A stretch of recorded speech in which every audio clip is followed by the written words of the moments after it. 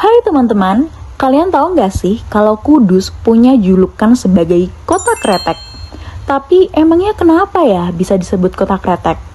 Nah, yuk ikut kami keliling Museum Kretek buat cari tahu jawabannya. Sejarah ini dimulai dari seorang tokoh di kota Kudus bernama Haji Jamhari yang memiliki riwayat penyakit asma. Lalu, beliau mencoba mencampurkan tembakau dan cengkeh sebagai obatnya. Ketika campuran tersebut dibakar, muncul bunyi unik seperti kretek-kretek yang membuat masyarakat menyebut sebagai rokok kretek. Setelah kretek mulai populer, ada seorang tokoh bernama Niti Sumito yang mengembangkan usaha rokok kretek menjadi lebih besar.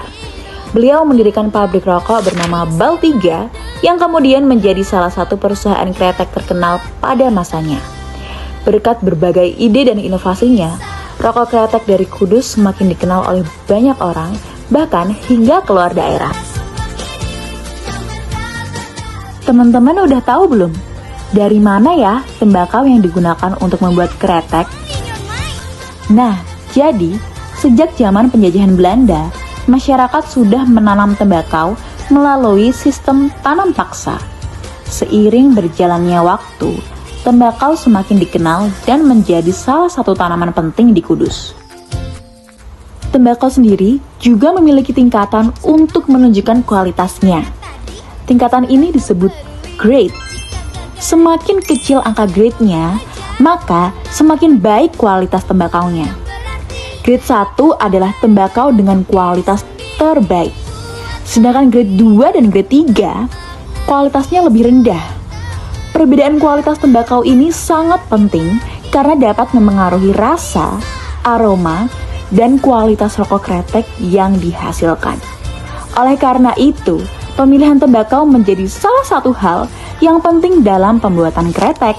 Selain tembakau, di sini juga ada cengkeh yang digunakan untuk kretek yang berasal dari berbagai daerah. Salah satu yang terkenal kualitasnya adalah cengkeh dari Manado karena aromanya yang sangat harum. Lalu, supaya rasanya semakin khas, ada juga yang namanya saus tembakau. Tenang, ini bukan saus untuk dimakan ya. Saus tembakau adalah campuran khusus yang membuat aroma kretek menjadi lebih wangi. Lihat deh teman-teman, bentuknya unik ya. Nah, ini adalah klobot, kulit jagung yang sudah dikeringkan. Berbeda dengan rokok yang kita lihat sekarang, dulu rokok kretek dibungkus menggunakan klobot.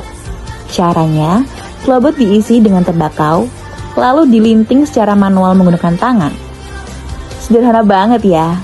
Nah, rokok klobot ini menjadi salah satu bentuk awal perkembangan rokok kretek di Kudus sebelum akhirnya berkembang menjadi seperti yang kita kenal sekarang. Wah, ternyata perjalanan kretek panjang banget ya teman-teman. Berawal dari bunyi tembakau dan cengkeh yang dibakar, hingga akhirnya sekarang berkembang menjadi industri besar yang kita kenal sekarang. Dari sini kita belajar bahwa hal-hal besar bisa berawal dari ide yang sederhana. Terima kasih sudah ikut menjelajah Museum Kretek bersama kami.